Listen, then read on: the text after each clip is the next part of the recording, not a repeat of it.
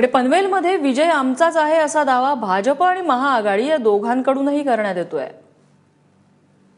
एवढे वर्ष मी शहरामध्ये राहतो, पण एवढा जनतेचा रिस्पॉन्स सकाळी सकाळी मला कधी पाहायला मिळाला नाही। चांगल्या प्रकारचा रिस्पॉन्स मतदारांमध्ये मला दिसतोय आणि 100% आघाडी आमची जी आहे ती 100% 50 ते 55च्या दरम्यान जागा जिंकल्याशिवाय राहणार नाही असा विश्वास मला वाटतो।